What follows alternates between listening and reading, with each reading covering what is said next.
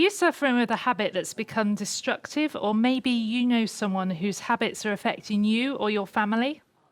A secret that is becoming increasingly out of control, or maybe even a full-blown addiction to alcohol, drugs, gambling, food, social media, shopping, or even pornography.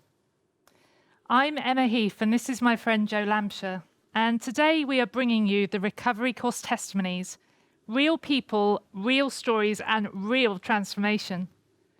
Over these testimony sessions, people involved with the National Recovery Course are going to share with you their journeys out of brokenness into places of fullness and hope. The Recovery Course follows the 12 steps of Alcoholics Anonymous, but as they were originally intended, a set of 12 spiritual steps where we put Christ back at the heart of recovery. We will cover one step in each of these sessions. The course recognises that our destructive habits are a consequence of pain, hurt, a broken relationship, loneliness, or an issue from childhood. The truth is, we all carry pain, and it's hard to become an adult without carrying some of the baggage of life. We spent the last session of the series focusing on making amends to people from our past, and this is a huge step of action. It's a time to forgive others and also forgive ourselves and do the right thing if any apologies were needed. Back last Christmas, I found my father and saw him for the very first time since I was a baby. And I was able to look him in the eyes and forgive him for abandoning me as a child. This took me 13 years of recovery to do this, and sometimes things take a while. But trust me, it is worth it, and recovery is an ongoing journey that takes time and dedication. But with God, all things are possible, and His timing is perfect. We know that identification is key when addressing struggles, and what better way to bring hope than to share in people's stories of how they have been set free from the trap of addictions, compulsive behaviors, and other destructive habits. Today, through the testimonies, we will hear more about step 9, which is we may direct amends to such people wherever possible, except when to do so would injure them or others. Up to this point, the stages we have focused on have been all about me. Then last week, as we began looking at step 8, we started to restore our relationship with others. We began this journey by making a list of all those we had harmed and became willing to make amends to them without expecting to get anything in return. Today, we will hear stories of how people have approached this step and the amazing results that have come from this. You may recall that in step 6 of the recovery course, I shared about the breakup of my family home and that my father had left us and moved overseas. I didn't see my father for a number of years, and this had a terrible impact on my life. As much as I loved my dad, I held resentment for him leaving us, but at the time never shared this with him. It wasn't until I gave my life to Jesus that I knew I had to let this go, otherwise I would never be free as God intended. Then one day I remember hearing that my father had just had a massive heart attack and needed a double heart bypass. I immediately told my employer that I was going to fly out and see my father. So I packed my bags and I left the next day for the airport. I arrived in California unannounced and went straight to the hospital and saw my dad lying in the bed.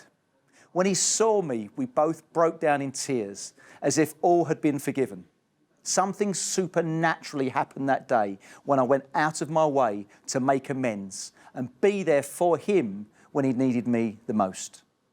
Any bad thoughts and feelings that we held on to just left that day, and we became closer than ever before. We know that there is hope no matter how dark things can feel. We encourage you to listen with an open heart to the testimonies each week and see how God can and will transform even the most hopeless of situations, like we've just heard with Jo. He did it for us, and He can do it for you. We will now hear a short testimony from Jules, who is a trustee with the National Recovery Course. Hi there, my name's Jules, and I wanted to share a bit of my story with you. I had a pretty blessed upbringing in many respects, but there was always a nagging doubt that I wasn't good enough, or that my ideas weren't good enough. I felt insignificant. This is what led me to many years in the wilderness without God, as after struggling with the mundaneness of church, I came back from an amazing conference, age 15, all fired up and excited about serving God.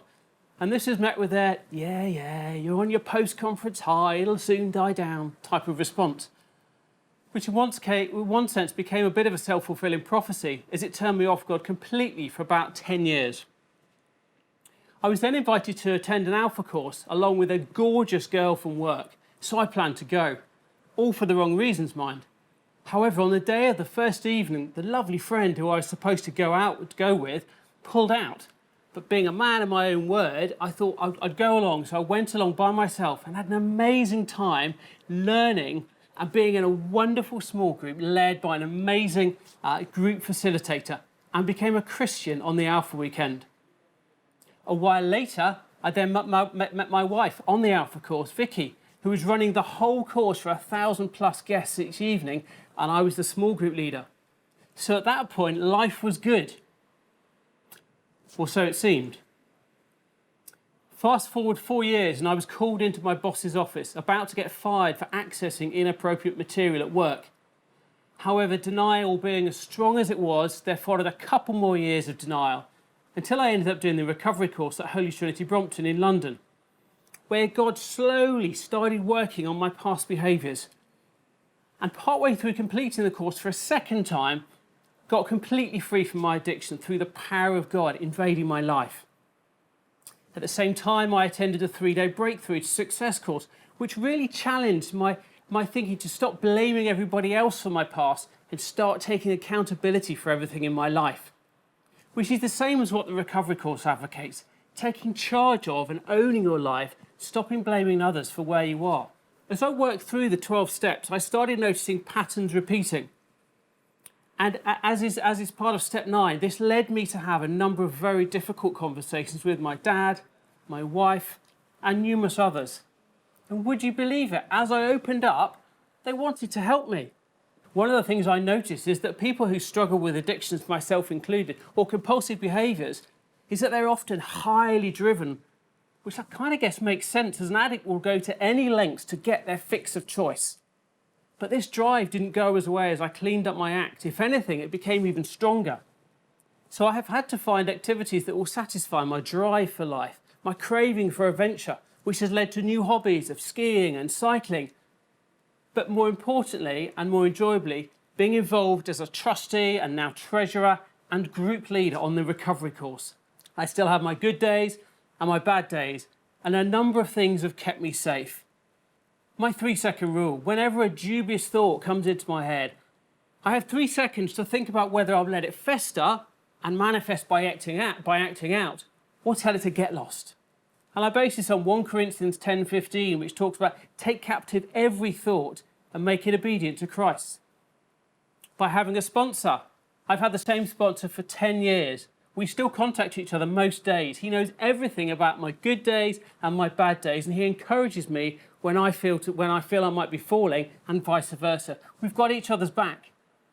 Top tip: get yourself an accountability partner or a sponsor or a buddy that can walk alongside with you. Thirdly, electronic devices are amazing. Did you know there's more computing power in an iPhone than the first Challenger space rocket, which is amazing? But it also means that multiple addictions are only a few clicks away. So I have blocks on all my devices to stop any temptations in its tracks should they make it through that 3-second rule. And most importantly, my relationship with God. When I was struggling many years back, I met with a good friend who asked me a very simple question. How is your relationship with God, Jules? And when I honestly responded, yeah, not great. In fact, kind of non-existent. He just very gently challenged me to read 1 verse a day from the Bible. Wow. Such a simple request completely changed my recovery journey. Why is the Bible so important? Well, it's the manual for living. It's written for us, for me, for you, by our Creator. If you only read 1 book in life, make it the Bible. So if you're struggling with an addiction or compulsive behaviour, I'd really encourage you to really take step 9 to heart and start making that journey of making those amends. Thank you. Hello, everybody, and I am so excited to be joined with our friend Andy Flute, who we have got to know from talking at recovery courses, but also he has such a phenomenal story. He is a world-class boxer in his own right, and we can't wait to hear more from him. So, hello, Andy. Hello, Emma. Lovely to have you with us, and let's just fire away and just tell us a bit about your story. Oh, it's lovely to be on. Thank you for asking me. And it's always good to share my story. Well, my name's Andy Flute, and I'm a former world-class fighter. And I was former captain of the England boxing team. And I'll just tell you a little bit about myself and how I got into boxing and a little bit about my life. And I just started off when I was a young lad. And I got into boxing through going to the gym with my dad, my uncle, and my brother. They was boxers, so I followed them into the gym. And then once I was old enough to fight, at the age of 11, I won most of my fights. I won the championships, Great Britain, and all sorts of titles. I won the National Association of Boys Club titles. And then I was picked to box for England. And I carried on boxing from the age of 11 all the way through till I was 30 without a year off. And it was a great honour to be captain of the England boxing team as an amateur, and then going into the world rankings as a professional. Boxing's a hard game. It takes a lot of dedication. But I dedicated my life to it because I wanted to be the best at it. And I was very, very good at it, I can tell you that. But, I started celebrating my victories by having a drink of alcohol after me fights. And, my career was going great. My career was really, really good. I boxed for England about 4 times. I'd had great victories, just to have the national anthem played and just to be the captain of your country is a great honour. And then I went into the professional side of things.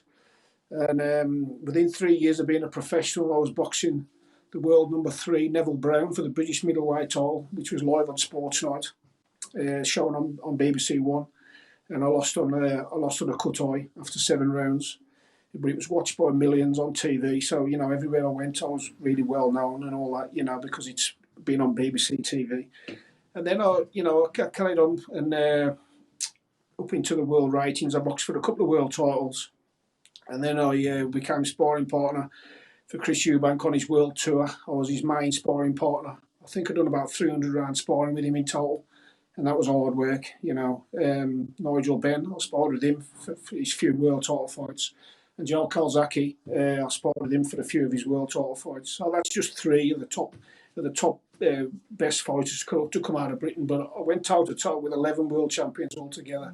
So you can see my background is just boxing. It's a heck of a story, just that alone is inspirational to many, I'm sure, of what you've achieved in your boxing career. But I know there is so much more to your story than that. I mean, do you want to take us back a bit about how life was before, and then we'll go into how things changed and got quite dark for you? Well, what happened was I was winning most of my fights. I won every time I fought. I won most of them, to be honest. The only other time I ever lost was probably by injury or anything like that, And I started celebrating my victories by having a drink of beer. And I got the taste for alcohol then, just as I was about 17, 18, as I was old enough to drink. But then, as my boxing career was progressing, my drinking career was taking off as well. But I never even thought anything like that was going to happen. I always thought I was just having a social drink after my victories. But as I carried on, the drinking really did start becoming a problem.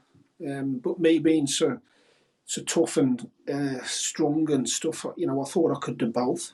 To be honest, I really did, because I used to think I was invincible. I was that sort of a guy. And you hear that a lot, don't you, in the sports field? Of people really kind of not thinking it affects them, but actually more and more we hear stories like yours of how addiction is just rife in that. Yeah, it got to the stage where it was, I was drinking most of the time, and I was still boxing. You know, I was sparring with Chris Eubank, and I was still drinking every day.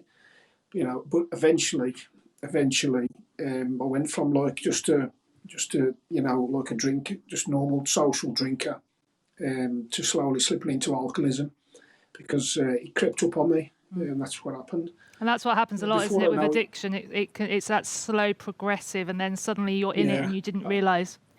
yeah, that's what happened to me. Like, you know, it really, you know, just started off just celebrating my victories, and then, like I said, it slowly got worse and worse. Into, you know, then when I signed for Matchroom, it was like, you know, Anthony Joshua's camp at the minute. You know, I signed for them, and you know, and I really should have, like Barry Hearn said to me, I would be world champion within no time at all. You know, but it didn't turn out like that because my lifestyle, my drinking. Tell us a bit about Just how caught bad up with that me. got, because it obviously got a lot worse than, even though it was bad and you were functioning and still doing all these fights and Yeah. supporting people. What actually happened to make it that bad?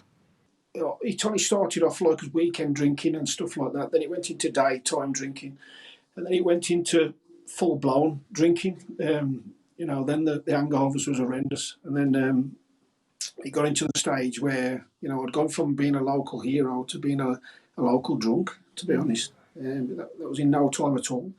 And then I was like sent to prison.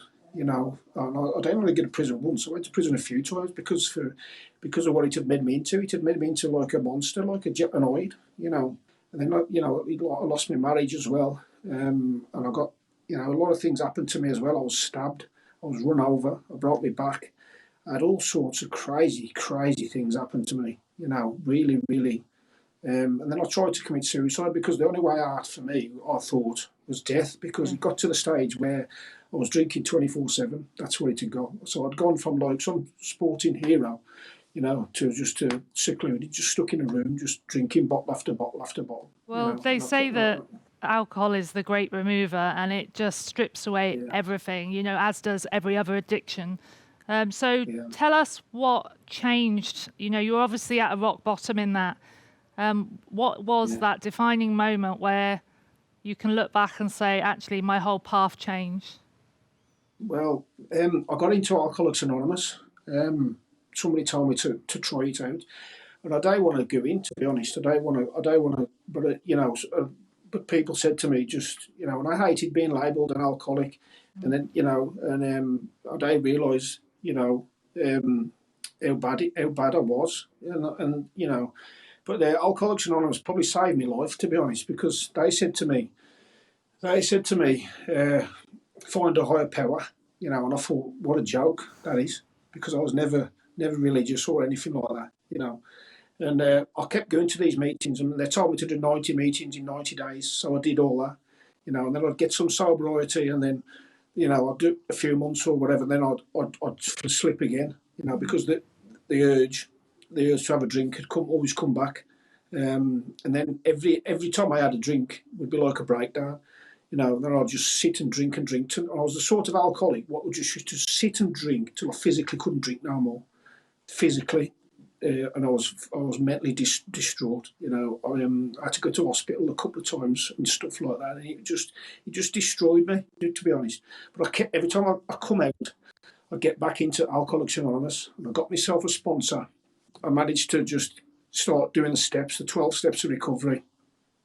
And I remember getting to the first step was, you know, admit that you're powerless over alcohol, and that you know, it's just, you know, just admitting that you're admitting your life's unmanageable.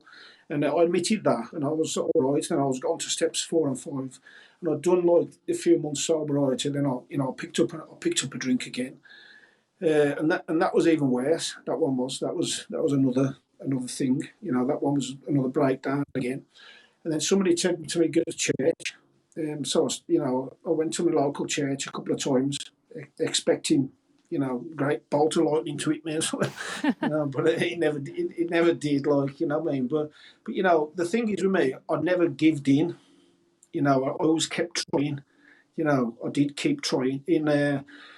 But you know, I couldn't beat it in my own strength. I just tried everything. I really tried absolutely everything. I mean, even going to prison, losing my marriage, losing everything. All the money I'd made in boxing, I'd done really well. I'd got houses, I'd got properties abroad, I'd done all sorts of stuff. And that had all gone on drink and drugs, you know, and everything else. You know, my life just went from being a great, you know, successful thing to a car crash. You know, that's exactly what happened, you know.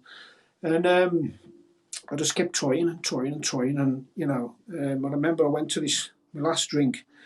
My last drink was on the 28th of October 2018. I'd been to a boxing event and somebody pushed a drink my way. And I thought, you know, I was in recovery.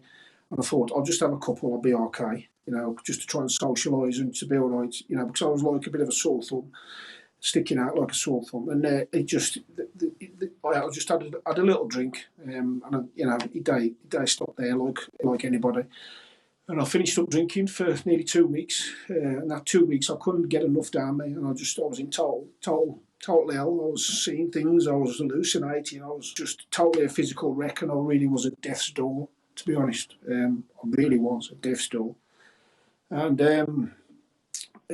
My girlfriend found the local pastor and my friend John Crampton to come and pray for me. They really did, and they knew there was like they knew I was on my last legs, and they prayed for me. And my friend John, he bought a shofar horn with him, and he blew the shofar horn.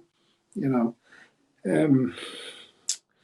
it still touches me a little bit, but you know, I don't know what else to do. And then they left, and then I just dropped on my hands and knees, and I just said, God, if you're real. I said, if you're real. I said, if you're real, man. I said, you take my addiction away from me. I said, I will follow you for the rest of my life. You know, and it's still a bit hard because it takes me back to the pain I was in. That's why I always get upset every time I say it, you know, because the pain I was in mentally, you know, it was that bad. I was in such a bad place. And I just said, God, if you're real, I said, I'll follow you for the rest of my life. If you take my addiction away from me. And he did. That's what he did. I ain't joking. That's what he did. I had a spiritual feeling when I went all hot. And then, you know, I ain't had a drink since. And that was that last day. And then I got my sponsor to do my steps. But this time I did the steps. I did the steps correctly. You know, I got to steps 4 and 5, where I was doing my inventory about all the people that I'd harmed and everything else. And, you know, and then I had another spiritual awakening where I felt the presence of God. And my sponsor went, he said, you just felt the presence of God, ain't you? And I went, yeah. And I said, how do you know? He said, I've seen it. And he said, God's just forgiven you for all the things you've done and everything else. And I went, wow. You know, it was like a euphoric feeling, like, you know, great big rush come through my body in there. And since then, my life's just changed so much. You know, my life's just changed. And I no longer want to drink. It's just totally gone. You know, the urge for drinking has just left me. It's just left me. And that's all down to God. God did it for me. I don't do it. All I did was ask. You know, I give God all the glory. I don't ask. But when I said to him, I meant it. He knew I meant it. That's why he took it away from me. And since I've done that, like, I've just devoted my life to just helping others with addictions and just spreading the word of God, to be honest. I've devoted my whole life to it. And I've seen you do that. You've come to the recovery course, you shared your story, you're sharing it with us today, and I'm sure this is going to impact so many people. And today's focus is slightly on step 9, which is making amends to people. Have you been able to make some amends in your journey? And if so, tell us about the one that stands out the most to you. Oh, I've made amends with my ex-wife. I've made amends with lots of enemies I've had. You know, I've made so many amends. The one what sticks out to me is the one bloke I burnt his pub down, and I made amends to him. I set fire to his pub. You know what I mean? But you know, but I made amends. And I'm all right with him now. But I've made amends with absolutely everybody, and they can't believe the change in me. You know, from the life of what I was. You know, and just now I'm just, you know, I just live to the 10 Commandments. I just live peacefully. You know, I just do everything I can. I've just started my ministry up, Jesus in my Corner ministry. I've got my book, what I've got here. what I wrote myself, what's just, helping many, loads and loads of people. And I just dedicate my life to my ministry and just to God, because God's my source of everything now. I just don't rely on myself. I just rely on Him for everything. And I've actually read your You know. book, and it's not just for men; it's for women too. You know, you've got such a great story, and it goes into a lot more detail. And so it's just been wonderful chatting to you today. I mean that. And can you leave us with something like what your encouragement for those watching this that are maybe, trapped in addiction, or they might be up to their step 9 and thinking, how do I go about this? What would you say to those? Well, the encouragement I can give you is to give it to Jesus, to give it to God. Don't sit on the fence, because if you do what I did and you say, I'll follow you for the rest of my life, and you mean it, but if you sit on the fence and you still want to drink and you still don't, you've got to be committed, and he freed me. I don't even have to work at it now. I'm free from it. So if anyone who needs any encouragement, just go to God and be honest, because He knows what's in your heart. You can't trick Him. But if you really want what I've got, it's there for you, because God's got no favourites. And if you really want to get set free, and you go to God with a honest heart, and you ask Him, He will deliver. Anybody who calls on the name of the Lord, He will deliver, because I'm living proof of that. From the life I've had to the life I've got now, it's just a totally transformation. So the encouragement I say, just get to the Lord, and just get your heart right, and be honest. You can't trick Him. Just be honest, and you will get set free from addiction. Definitely, I promise you that. Thank you, Andy. And honesty is so key in this. And we've just loved having you share your testimony today and speak from the heart. That's what I got from that. And we just know it will bless many people. So thank you so much for being just who you are and an advocate for this recovery course. And thank you. This step of apologising for the chaos we have caused others can be pretty daunting, often embarrassing. Yet it really is so freeing being able to clear up some of the wreckage of our pasts. So I urge you to consider this and go about putting in some action. The great news is that the recovery course is being run all over the country and online. If you want to find out more, you can watch the full TBN Recovery Course series. You can visit our website, www.therecoverycourse.com. You can email us at info@therecoverycourse.com, or follow us at social media on the screen below.